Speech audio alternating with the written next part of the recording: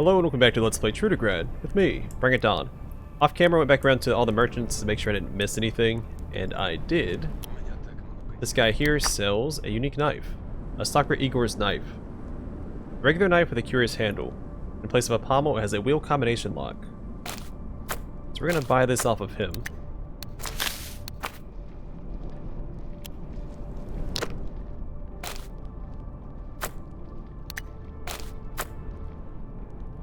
I'm sure there's a way to find the combination at some point. I'm not going to try and guess it.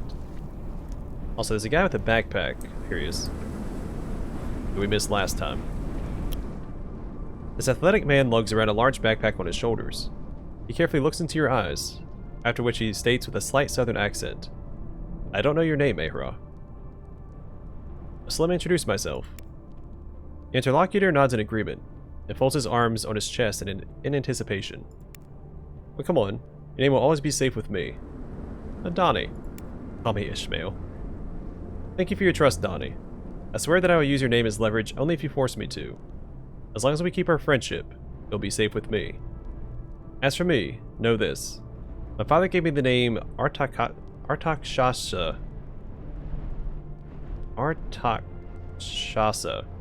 My stalker brothers reasoned otherwise. They call me Shere Khan. The tiger from the Jungle Book? Now, why was it so important for you to know my name? Knowing a name is a terrible power. To my shame, I must admit that, like most of humanity, I have no idea how to use it. But I know that it exists. Everyone knows this, even you. Why do bandits hide their true names behind extravagant handles? Why do stalkers and mercenaries hide behind call signs? Truly, every person subconsciously avoids situations when his name becomes known to strangers. I'll not pretend that I know the mechanics of this process. Ignorance of the principles of the law does not exempt me from the respect for it. And yet you told me your real name. Are you sure that Artakshasa is my real name? The stalker smiles mysteriously. Under your heavy gaze, the smile slowly slips from his face. Well, fine. It was real. But you told me yours. I hope you didn't lie about it. So consider that we have equal power over each other. Yeah, right. Listen. I wanted to ask you a couple of questions. I'm listening, Donnie. Now, where are you from, Shere Khan? The stalker turns sideways to you and points to a pair of shoes that hang from his backpack, tied with laces on the zipper, or to the zipper. The left shoe looks like it passed through the intestinal tract of some giant creature. The right one was apparently shot point blank several times. The name of my native land will not tell you anything, Donnie. But know this. When I left my house, these boots attracted many envious glances, for they were brand new. Now they're only suitable for the role of a travel talisman. As for where I'm going, I haven't decided yet. All I know that I will change more than a dozen pairs of shoes before I arrive at my destination. What do you do for a living? I've already said that I'm a stalker. Of all the words here, this is the best description of my occupation. Know also this. Ormuzd separated people from animals, implanting in us an unquenchable spark of reason. The secrets of forgotten bunkers, the life of settlements cut off from the world, the ruins of ancient settlements, even the songs of the steppe while people gathered around the campfire. Everything is fuel for the fire that I am trying to kindle from this spark. This is my will and my goal. What can you tell me about Trudograd? Ormuzd teaches us, really wealthy people are those who are reasonable, healthy and live without fear, happy with their lives. Friends of faith they are. They have acquired their treasures justly. Therefore, it has been strange for me to hear from the locals that wealthy people run everything in this city. Ridiculous. Know this, Donnie. Trudograd is a city of beggars. Share some rumors with me. Rumors are small coin. My treasury is the mind. My riches are knowledge. If you're thirsty for knowledge, Donnie, I will give you a drink. Only once, because he who comes to the source repeatedly develops laziness. And Ormuzd teaches that a lazy person is not worth a single flaxseed. I have seen a lot.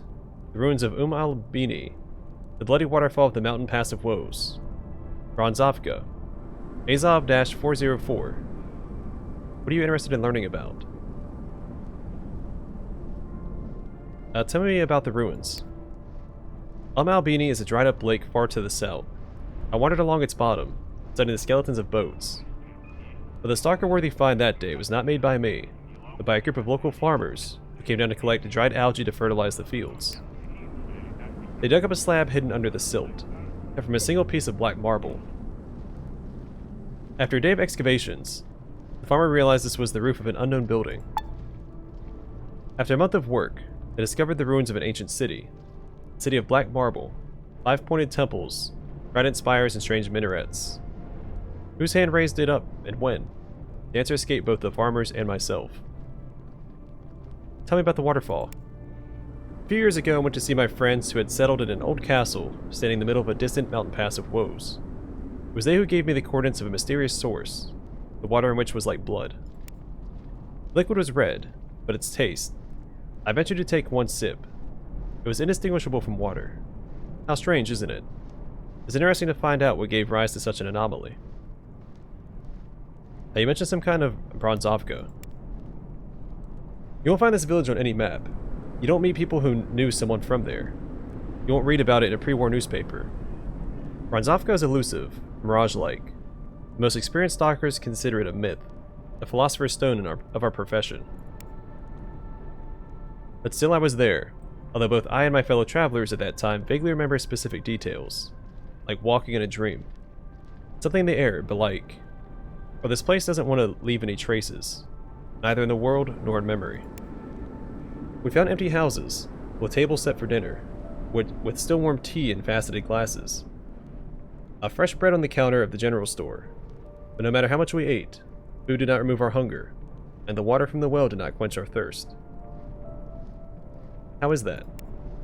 Your guess is as good as mine. Remember we kicked down the door to some barn, but as soon as we turned away, it returned to its hinges, locked again. Victor, from my group, cut himself with broken glass. When we left the village, the wound completely disappeared. The guide said that this is not the limit of what this place is capable of. The previous group he was with had a quarrel over loot. One of them had his skull split open with a brick. When the corpse was dragged out of the village, it came to life. He just mumbled something about some chairman. This whole anomaly seems to be stuck in time. As we were leaving, I looked out the window of the house we just looted. The tea we drank, it was back, steaming from full glasses. In the same places around the table. On the same tablecloth that I stole, my backpack was empty. In a word, it was a mirage. Azov 404. Now what is it? A highly classified military facility. A city built under a mountain in the Altai region. I can't say more because its coordinates are a popular commodity for many of my friends. I'll never forget my way to this protected place. First, a natural cave, the path along which ends with a giant steel gate. And behind it, residential buildings, shops, even a tram system, and all this on the inside of the mountain. How many miracles must this fantastic structure keep? Unfortunately, it's not for me to judge. At the time of my visit, it was packed with dangerous mutants, that we couldn't explore for long. Well, thanks for the story, but I'd like to ask something else. Subject? Whatever you say, Donnie. Just a second.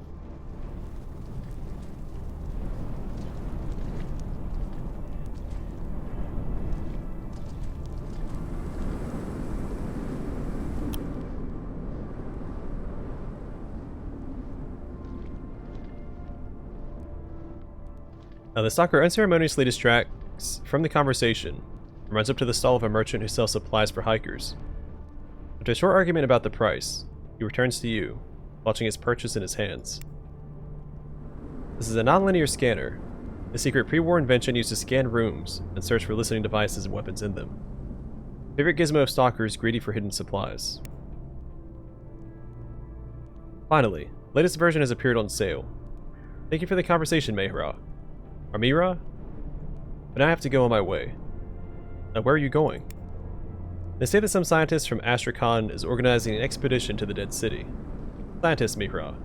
You'll be eaten alive there without an experienced person to guide him. I will be that person, for the right cash sum. Okay, bye Shere Khan. Actually, it might be worth buying that myself.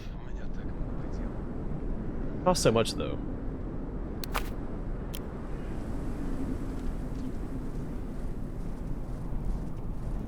Alright, let's talk to these gentlemen here. Gray-haired but still hearty fellow in his 50s is staring angrily at the parking lot guard, who looks nonplussed. Turning to you, he tightly pinches the bridge of his nose. I can't believe what I'm seeing. This enemy of justice wants to stand in the way of a man getting even with his son's murderer. Why aren't you allowed into the parking lot? Because last time, I came this close to tearing that beast behind the fence to pieces. Calm down. Where do you think you are? This is a decent city of decent people.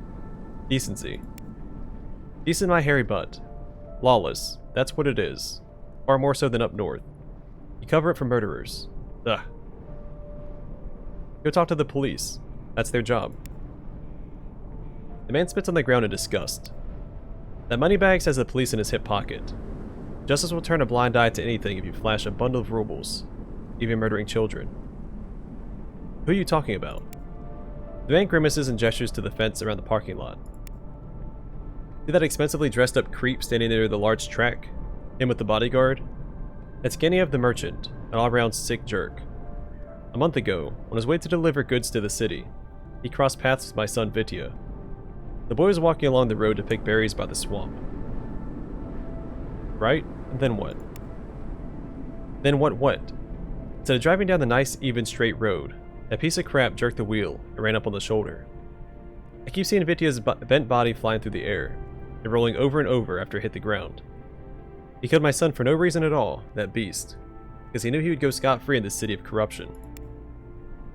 Mad with grief and revenge, the father looks as if he's going to burst into tears. That's terrible. What are you going to do now? The man lapses into silence, and glances suspiciously at the parking guard. I have a couple of ideas. Let's discuss them in my room at the hotel. I don't want to talk in front of this lickspittle. The man shoots the guard one last disdainful look and leaves. Alrighty, we'll see.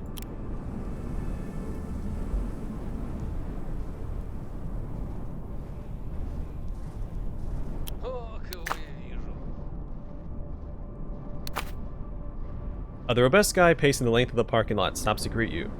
The wide smile on his apple-cheeked gobs suggests he's eager to talk. I have no idea who you are.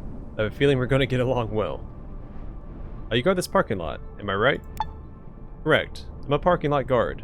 The city and the merchants pay me to keep their cars safe. I see. I now answer a couple of other questions.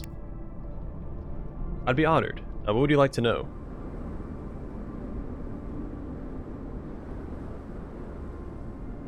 What's your name, pal?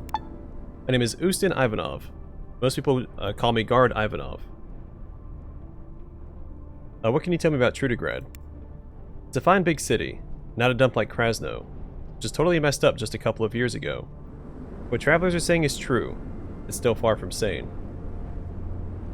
What can you tell me about this place? After the war, swamps covered most of the area around Trudograd. It's not so noticeable right now, but in spring, there's a serious flooding problem. Otherwise, there's nothing special about it. Mutants, gangsters, all kinds of psychopaths. The classic mix. Have you heard any rumors? Yeah, heard that a huge number of weapons were smuggled into the city. There's a lot of guns and things in Trudograd already. Rumor has it there's enough now to equip an army. Some skullduggery is afoot. You can quote me on that. Alright, no problem. Anything else? Nothing. I'm leaving already. Ciao.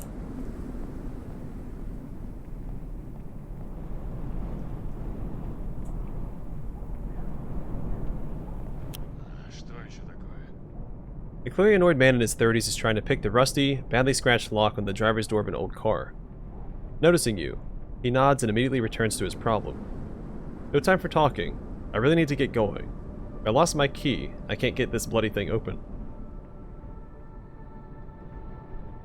Why bother opening the door if you don't have the key? You can't start the engine anyway. I have the ignition key. It's the door key I'm missing. I placed this door after a car crash, and man, do I regret that decision. I regret getting a new door. I regret not getting a keychain for the new key. I regret everything right now. So much. Maybe you could use a little distraction. Here to answer some questions. Okay, even though I'm very busy. What's your name? My name is Baldur. It's a nice strong name if you ask me. What do you do for a living? I'm a trucker, and my father is a woodcarver. He makes chess pieces, checkers, stacking dolls, ornate jewelry boxes, and all that jazz. And I bring them to Trudograd to sell. It's not much, but demand for his handicrafts is consistent. What can you tell me about Trudograd? Or for Trudograd, we'd all be as poor as those northerners. Trudograd is feeding even the most distant villages. As for the local customs, I'm not interested in how things work around here. Heard any good gossip? Those who listen to rumors age more quickly than their peers, especially if the rumors concern the north. People say the mutant rights activist Roman Gorovoy, better known by his mutant name Rogagugan Gorgola, swore allegiance to the northern military commander Dennis the Claw. When these freaks and malcontents unite, even the most powerful armies will quail before them. Alright, now let's change the subject. Why the heck not? I want to try and get into your car for you. The man gets up, puts his hands in his pockets, and lets you approach the door. Thanks. I don't have any money to pay you. If you help me out, I'll tell everyone in my village what a good person you are. I inspect the car door.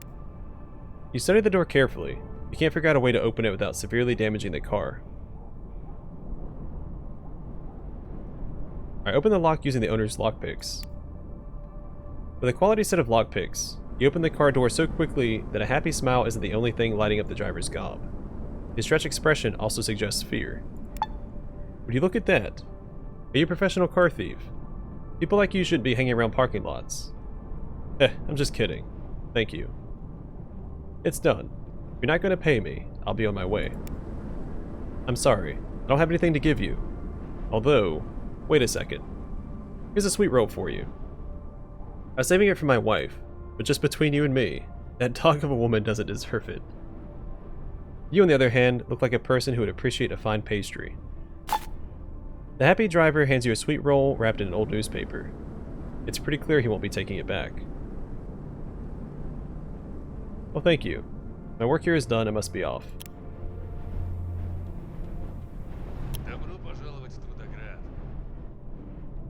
The man you recently helped to open his car flashes you a happy smile. My dear comrade, I'll never forget how you helped me. Now I'm just going to gather my things and be on my way. Safe travels. See you soon.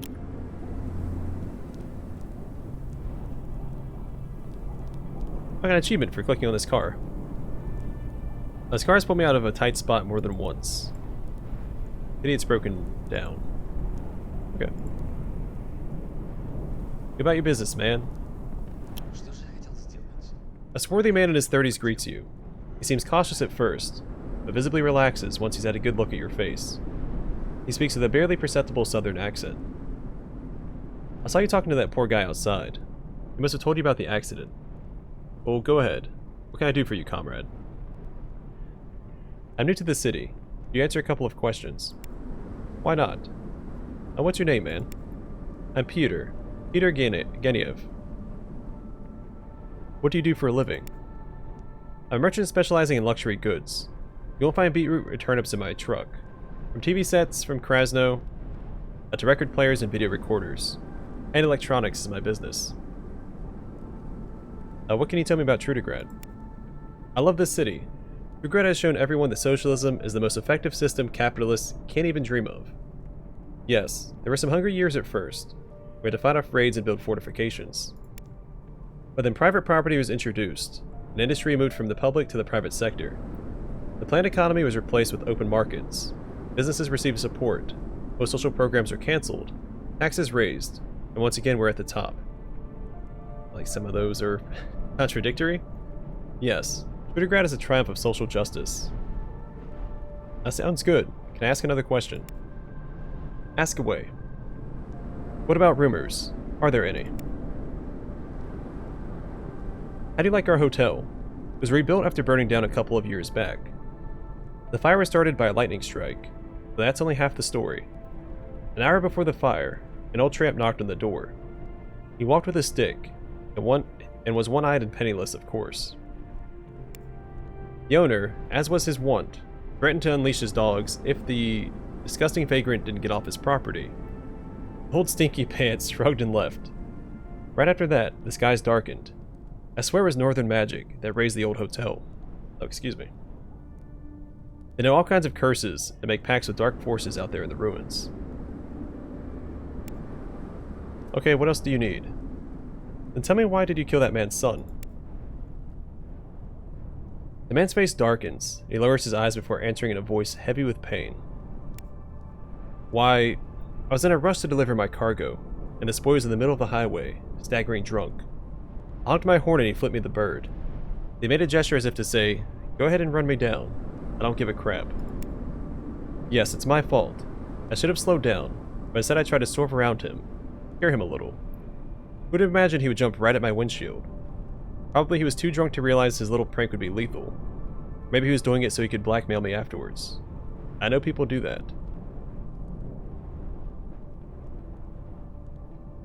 Yeah, based on your story, you're both to blame for what happened. Yes, we're both to blame, but me to a much lesser extent. Were you even listening to what I said? I tried not to hit him, but he jumped right into the path of my truck. And that's not the end of it, mind. I paid for his funeral, expressed my remorse, and showered money on his old man. Jesus himself couldn't have done more. But that old bastard doesn't give a toss. He spent the money I gave him on booze and Bob a gun. Now he hangs around the parking lot trying to extort more money from me. Ugh, I just don't know what to do.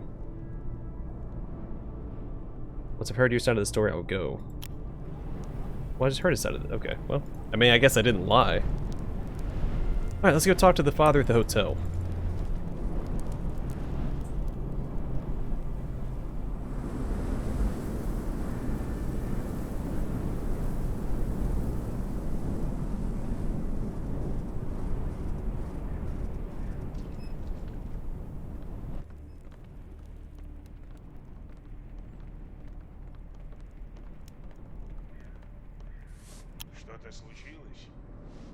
The gray-haired but still hearty fellow in his 50s greets you with a short nod. The fire rage he had in his eyes when arguing with the parking lot guard has now turned dull with despair. You came. That's good. Are you ready to hear my offer? I'd first like to ask a couple of general questions. I want to discuss my plan. I guess I could answer a couple of questions first. What's your name, friend? My name's Gregory. Let's make it Gregory Petrovich to sound more respectable. What do you do for a living? I live off the land.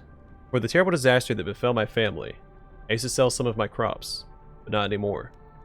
And I spend my time preparing for life beyond the veil. What do you think about Trudograd? It's ghastly. Nothing here is as it should be. A normal city would expand over time and cover more ground. What do these weirdos do? They aim up. All their new construction is on top of the older buildings, always upwards, just so they can be a yard higher than ordinary working people and poor immigrants. First Babylon is thy true name, Trudograd. I was about to say it sounds a lot like the Tower of Babylon. I heard any interesting rumors? The only rumors around here are those that spread by some jerk to sow discontent. Like that no good book, The Plots of the Northern Elders, that someone's been passing around. Rubbish. The Northerner is man's most loyal friend. There's a more pressing matter. And what's that? That's what I should be asking. What's your plan? The man's voice drops to a conspiratorial whisper. Tonight, I give the high sign to a chap I know, who'll tell the murderer that someone scratched his car. When he and his pet monkey come here to find out what happened, we'll whack them together. You can take all their gear, money, whatever. Anything you find on this piece of crap and his crumb-bum sidekick. Not for my little boy. Let this be for all the people who'll never have the chance to kill, thanks to us. He asked for forgiveness, even paid for your son's funeral. The man's cheeks flush beet red, and he looks away in disgust. Such generosity. So what? You think if he pays me off like the villain he is, I'm supposed to lick his boots now? You think this bastard is really sorry? He's just trying to buy my silence with his filthy money. Throw me a bone, and hope I'll go away. He doesn't actually care, but he's going to care soon, I promise you. Help me, please. Alright, so it's possible that once we show up to the confrontation, we can still talk him down. So I'll screw it, I'll help you. The man grins and claps you gratefully on the shoulder. That's the spirit. Meet me in the parking lot tonight. Can't take them on alone. Agreed. See you there. Alright, so we'll just wait. What time is it?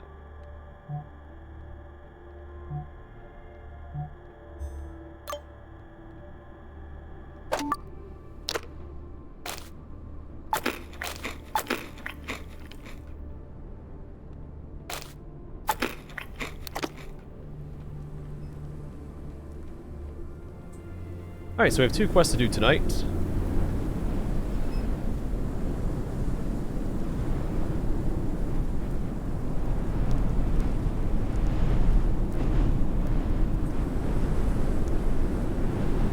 Alright, this fair maiden is being accosted by a demon.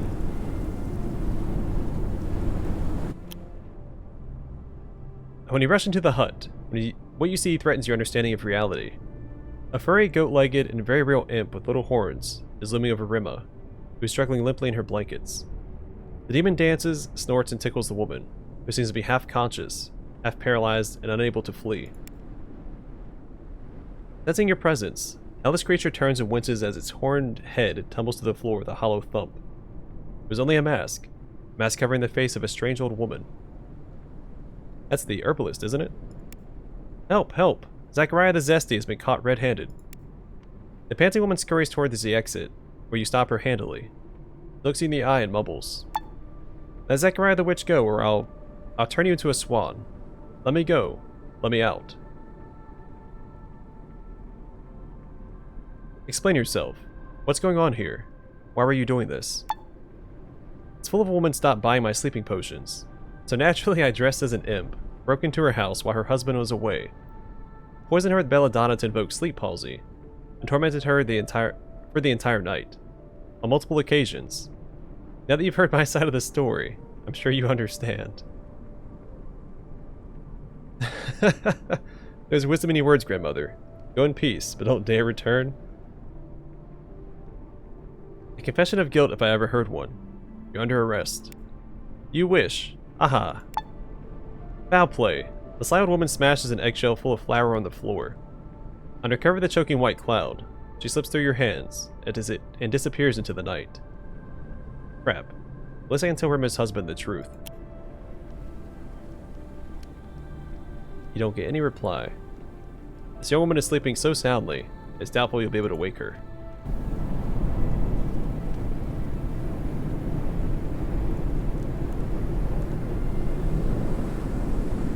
Alright. Let's see what we can't do over here.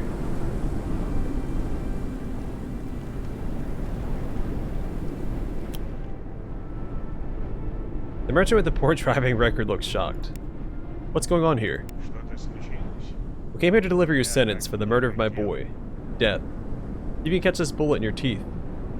Jerk. Maybe you could settle your conflict peacefully. Is there a peaceful solution where I still get to see his insides sprayed all over the pavement? Then no. See? I tried to resolve things in a civilized way, but now it seems the time for talking is over. This old fool is bent on doing something unlawful and violent. I see. Well then, let's give him hell, old man. Again, I don't think the merchant's in the wrong here, but I did give my word I'd help this guy, so I'm not going to back down now. And I get their loot, which is also nice. I don't want this guy to die. I'm going to step between these two guys.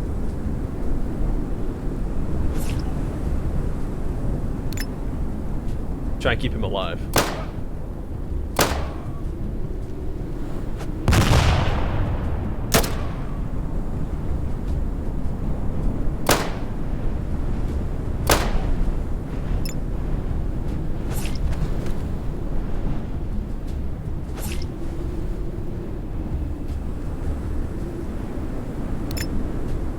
Oh, that's right. I get another turn when I kill somebody.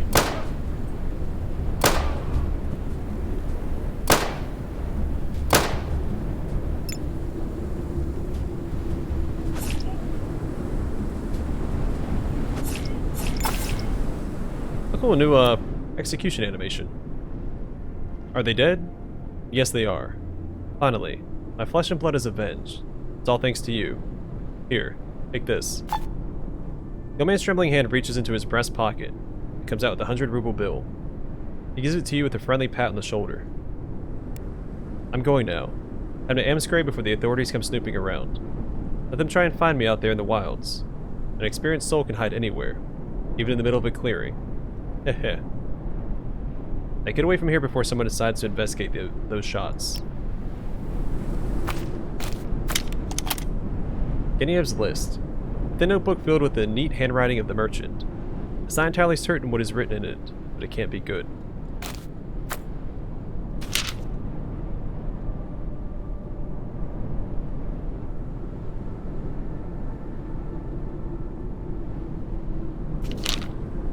Okay, so it looks like he was a serial killer. Something. We're gonna look at that notebook in the next episode. I'm gonna call it here. Look, it has a compensator on it.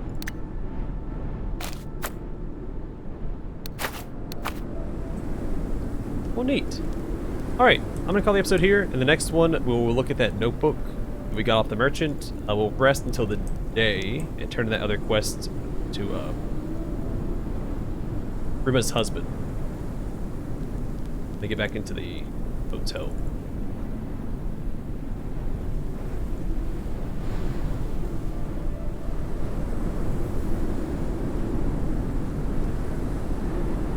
Alright, that's going to do it for now. Thanks for watching. Hope to see you guys in the next one.